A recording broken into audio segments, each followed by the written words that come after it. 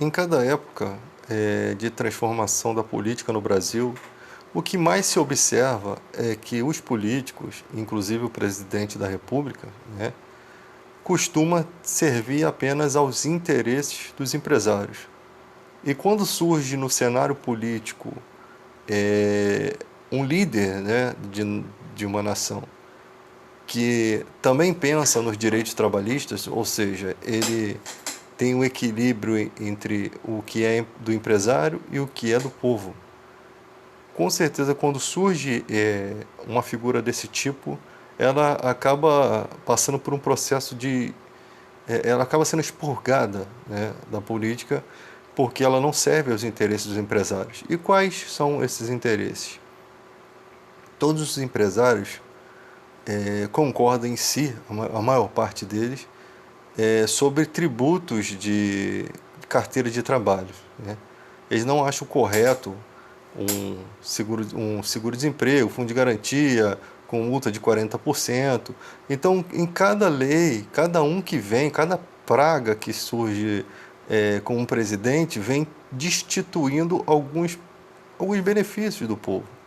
Na última reforma trabalhista, que é, como já estamos cansados de falar, o trabalhador da escala 12 por 36, que tem por escala uma escolha do patrão, né, e trabalha as mesmas horas trabalhadas como qualquer outro trabalhador, perdeu o seu feriado, o seu direito constituído ao feriado, né, em convenção coletiva.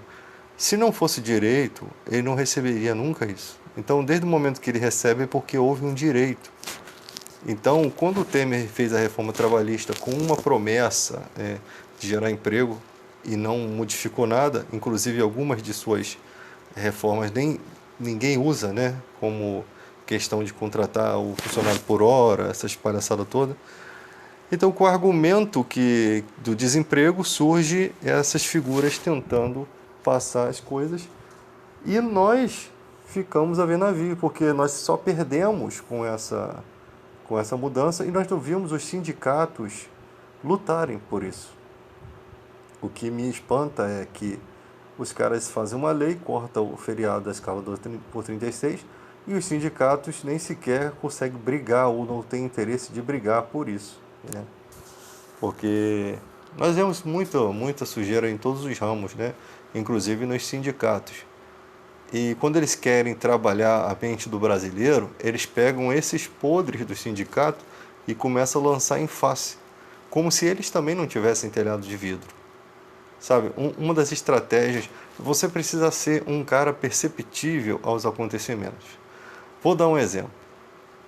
O juiz escolhido pelo Bolsonaro, que é um amigo, um parente do Cida Malafaia, que tinha um negócio com o Cida Malafaia, né? E eu falei isso no outro vídeo, tinha um negócio, um negócio, uma questão de empresa aí. Eles tinham uma treta juntos. E por isso que você vê o apoio ao Bolsonaro, porque sempre querem se beneficiar de algo. São empresários, né? O Malafaia tem a gráfica dele, a Central Gospel, então ele pensa como um empresário, não pensa como um pastor. Ele quer pensar, ele acha que ele tinha que pensar como um pastor, né? Com carinho, com amor, né? Com respeito ao povo brasileiro, não ficar apoiando um monte de caras que não valem nada, vale o prato que come. Então esse ministro que hoje em dia é do STF, né? Depois de tanta treta, ele foi embargado pelo Davi Alcolumbre, né? O processo de sabatina dele estava embargado. Naquela mesma semana, o que acontece? Surge um avião com drogas, pertencente ao primo do Davi Alcolumbre, e depois surge um esquema de rachadinha no gabinete, né? Falando sobre...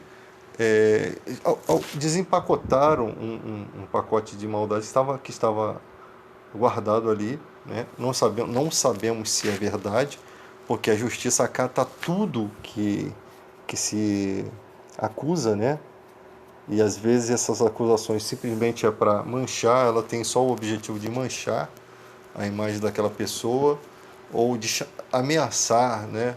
Talvez tenha coisas mais a fundo do que aquilo. E aquilo seja só uma migalha que eles estejam mandando para poder alertar, ó, se você continuar travando os nossos projetos aqui, nós vamos apelar para uma coisa mais séria. É como se fosse um recado, né? E esse é o jogo sujo da política que você nitidamente vê, né? Então aí os caras fazem dossiês, falam do judiciário, quem foi que colocou aquele juiz lá, e se esquece que quem coloca realmente é o presidente. Agora o Bolsonaro botou e ninguém fez um pacote de maldade ali sobre esse juiz para falar sobre a vida dele, né? Eles gostam de vasculhar a vida dos que são oponentes, o que são oponentes. Nós sabemos que o judiciário ele é o detentor, né? O que guarda a Constituição, né? Então, tudo que se tenta fazer para modificar certos pensamentos, porque tudo que se quer fazer que vai ultrapassar leis, né, e regras, primeiro eles têm que destruir aquele que se opõe, né? E geralmente o judiciário tem seus erros, são vários ministros, têm os seus erros. Quem você tem um milhão de causas, com certeza vai ter erros cometidos, com certeza tem jogos de interesse, tem tudo, né? Mas na verdade, na boa da verdade, é que todos os poderes se beneficiam e muito bem do Brasil, né? Se beneficiam com todos os direitos, os privilégios, e estão todo mundo de barriga cheia, né? Não tem nenhum poder que está faltando leite moça e churrasco e uísque, né?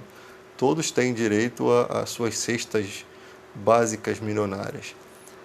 Então, pô, entre eles querem ter harmonia, e para ter harmonia tem que ter dinheiro para eles, né? Já viu? Porque se você tivesse um poder que tivesse defasado mesmo, sem benefício nenhum, esse daí estaria igual um tarado, desesperado, acusando o outro. Então eles vivem em harmonia, tanto os militares quanto os três poderes, né? O legislativo, o executivo e o judiciário. Eles vivem muito bem nessa harmonia doida deles. Parece até o BOPE e a bandidagem, né? Unidos no mesmo propósito, tipo que a paz depende dos dois, né? Da amizade dos dois, como diz o filme Tropa de Elite, que foi com muito custo, não quiseram liberar esse filme, né? A paz no morro dependia dessa questão. Olha como nós estamos perdidos, né?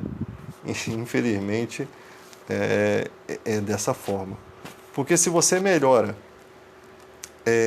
a vida dos policiais, você melhora e tal, e equipara, também dali saem criminosos de farda. É complicado. A gente está lidando com o ser humano. Não adianta, nunca vamos chegar a um ponto assim em que vai estar tudo bem. Sempre vai ter esse desequilíbrio, né? Ou uma espécie de corda bamba onde pelo menos a gente consegue se equilibrar. E assim a gente vai vivendo. Então como podemos mudar o país? O país nós sabemos que se muda com o voto.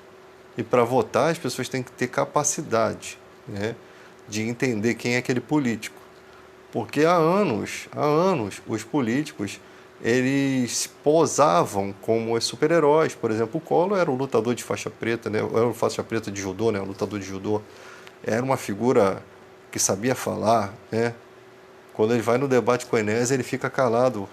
Uma das estratégias de um cara que não tem argumento é ele nunca ir no debate, e se ele tiver que ir, ele fica calado, ele nunca ir no debate com um cara que sabe sobre o país.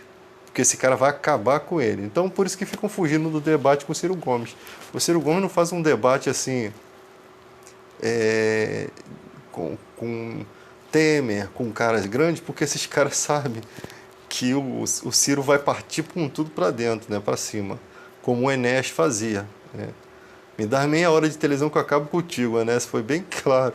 Mas o Brasil ainda não abriga a inteligência para entender isso, né? O Brasil é ainda aquele que acredita em Dória comendo pastel de feira, né?